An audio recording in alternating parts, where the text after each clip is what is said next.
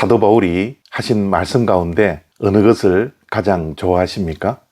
사도 바울의 말씀은 우리의 신앙에 큰 도전을 주고 때로는 우리를 위로하고 격려하고 또 때로는 우리 자신을 성찰할 수 있는 교훈을 주시는 말씀이 많습니다. 그리고 정말 우리에게 은혜가 되는 말씀들이 많이 있죠.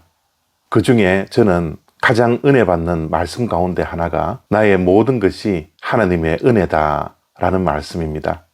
언제나 이 말씀을 기억할 때마다 제 마음에 큰 울림이 있습니다. 모든 것이 하나님의 은혜라는 것은 우리의 처음도 하나님의 은혜요, 마지막도 하나님의 은혜로 끝난다라는 겁니다.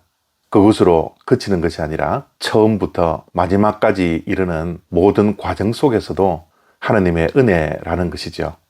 은혜 없이는 살 수 없다라는 고백입니다. 우리가 존재할 수 있는 것은 하나님의 은혜입니다 라고 고백하는 것입니다. 히브리서 3장 13절과 14절 말씀입니다. 오직 오늘이라 일컫는 동안에 매일 피차 권면하여 너희 중에 누구든지 죄의 유혹으로 완고하게 되지 않도록 하라.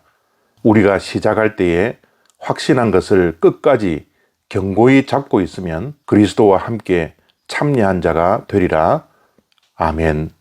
우리가 처음 시작할 때 확신한 것을 끝까지 견고하게 붙들라라는 권면입니다. 우리가 시작할 때 붙들었던 확신이 무엇입니까? 그것은 바로 은혜입니다. 하나님의 은혜, 십자가의 은혜입니다. 나 같은 자를 위해서 십자가의 고통과 피 흘리시고 죽기까지 우리를 사랑하시고 우리를 용서하시고 우리에게 측량할 수 없는 은혜를 주신 그 은혜가 우리가 시작할 때 확신하며 붙들었던 것입니다.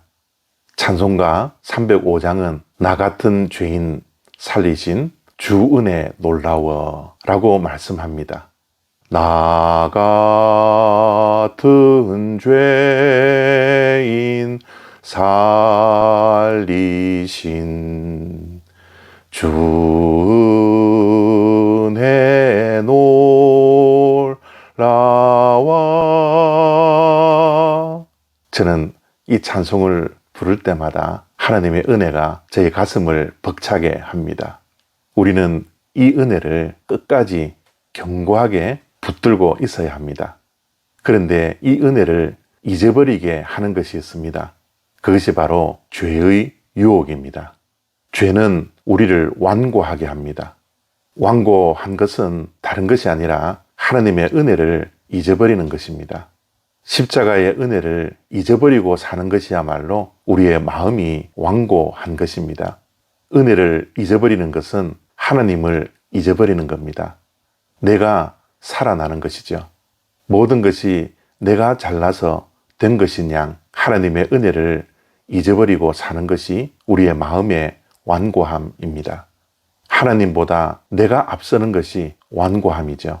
하나님은 없고 내가 있는 것이 완고함입니다.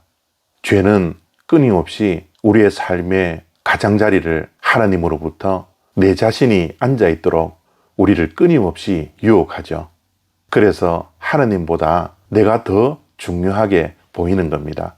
우리가 날마다 우선적으로 영의 생각을 하며 살아야 하는데 육신의 생각이 우리의 생각을 다스릴 때가 얼마나 많이 있습니까? 그렇게 하도록 내 안에 있는 죄가 우리를 얼마나 유혹합니까? 그래서 우리가 하나님의 은혜로 살고 있다는 것을 잊어버릴 때가 얼마나 많이 있습니까? 그래서 오늘 히브리서 기자는 피차 권면하라 라고 말씀합니다. 늘 우리는 연약하고 죄의 유혹에 빠질 수밖에 없으니 그래서 하나님의 은혜를 잊어버리고 살아가니 서로 죄의 유혹에 빠지지 않도록 권면하라 라고 말씀하는 것이죠. 우리는 우리가 시작할 때 붙들었던 확신, 나의 나된 것은 하나님의 은혜라는 사실, 그리고 마지막까지 가야 하는 그 과정과 마지막에도 붙들어야 하는 것이 하나님의 은혜임을 끝까지 붙들고 살아갈 수 있도록 서로 입술을 열어 권면해야 하며 우리의 삶으로 서로 권면을 해야 합니다. 우리의 모든 삶은 하나님의 은혜입니다. 하나님의 은혜가 없이는 우리가 살아갈 수 없습니다. 나의 나 된 것은 하나님의 은혜입니다. 이 은혜를 오늘도 계속 끝까지 견고하게 붙들고 살아가는 저와 여러분들이 되어지기를 바랍니다. 우리 인생의 모든 발걸음은 90%가 하나님의 은혜가 아니라 100%가 하나님의 은혜임을 늘 기억하며 살아갈 수 있는 매일매일의 삶이 되어지기를 바랍니다.